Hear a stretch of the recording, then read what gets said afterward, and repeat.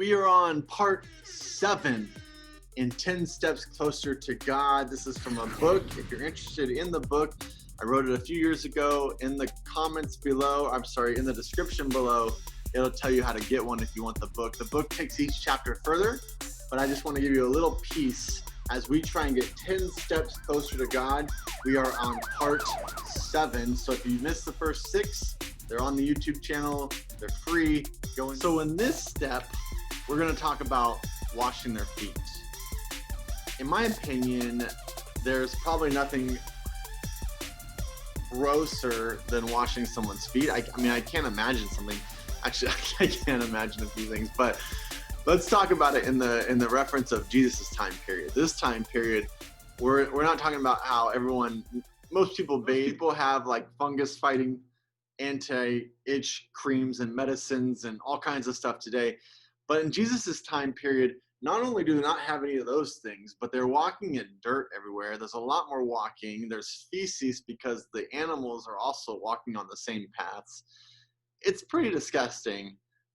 I think there's a reason that in the Bible, in this time period, every time you would enter a home, you would wash your feet. If you didn't do it, if it was more of a wealthy class, there was someone there washing your feet every time you entered a home. If you didn't have that, you'd wash your own feet, but it was just customary. So Jesus in the Bible, what we see is he stops and takes out a basin, wraps the towel around his waist, and he begins to wash the disciples' feet. We have this cool moment where we see Peter say, "No, Lord, you're my Lord. You don't wash my feet." It would be such a gross action that Peter's like, I can't even, no, you don't wash my feet. And Jesus is like, no, I'm washing your feet. This is Hopper version of these verses, but at the end of it, we see in verse 12, Jesus stops, steps back, and he gives this lesson. He says, "Do you know what I've done for you? Do you know why I've done what I've done? You call me teacher and Lord, and you're right, I am. So if I am your Lord, and I washed your feet, you also ought to wash one another's feet." Jesus is setting an example and saying, if you love one another, and if you understand who I am, then serve each other. Teaching and preaching is one way that we spread the gospel in this world.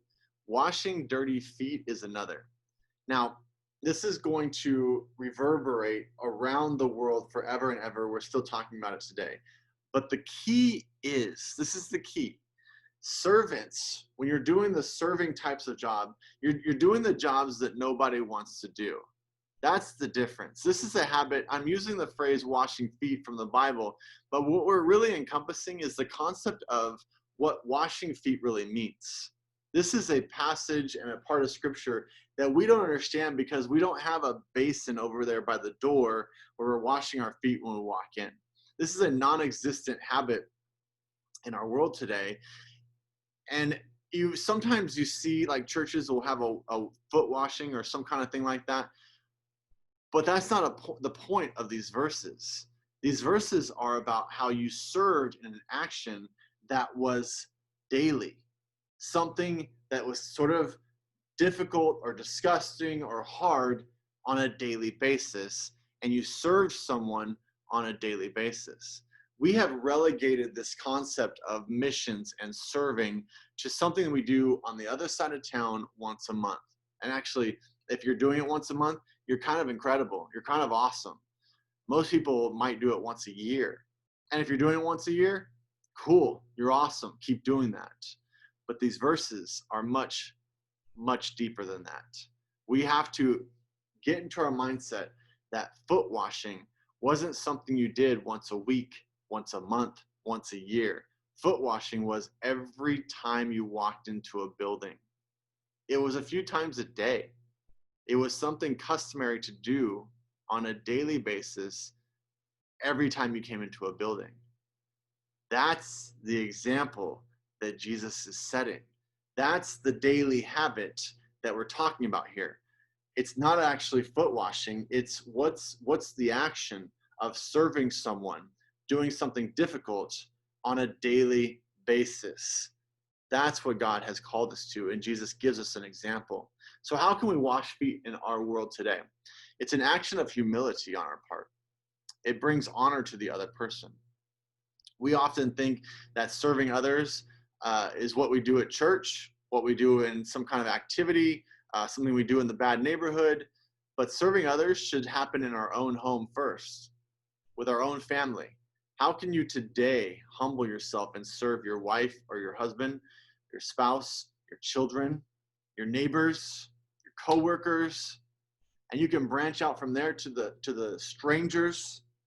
How can you show this daily habit daily to your wife, to your kids, to your coworkers, to your neighbors, to the stranger? Imagine if every morning you said, today, I'm going to wash somebody's feet. Not literally, but I'm going to look for that service opportunity that's a little bit difficult, kind of hard, but serves someone, goes a little farther than normal. Imagine what our world would be like. One of my all-time favorite movies is Black Hawk Down. I'm not going to suggest it because it's super sad, but I like war movies a lot. And so this one, there's just a scene that I will forever have in my brain, and it's when the helicopter, if you've seen the movie, I'm not going to go into the details of all the movie, but let me just say there's this one scene where the Black Hawk, a helicopter, has gone down, and there's a guy inside of it stuck, and the entire 10,000 people are coming onto this helicopter and basically going to kill the helicopter driver person. There's probably a real name for that, but I can't remember it. The helicopter that's still circling has two sharpshooters trying to take out snipers, take out people, but there's 10,000. So the two snipers tell the helicopter driver to put them on the ground so they can defend the other guy in the other helicopter. And the guy goes, I'm not putting you on the ground, you will die. And they said, put us on the ground. And then they call the superior officer, and the superior officer says, do you realize what you're asking for? I need you to say it. And the two snipers say, put us on the ground, we're going to defend our man. And they do it. I'm actually getting a little emotional. I need to get through this story quicker. This story, oh my gosh. I'm so terrible. This is why I like the movie so much. It's a true story.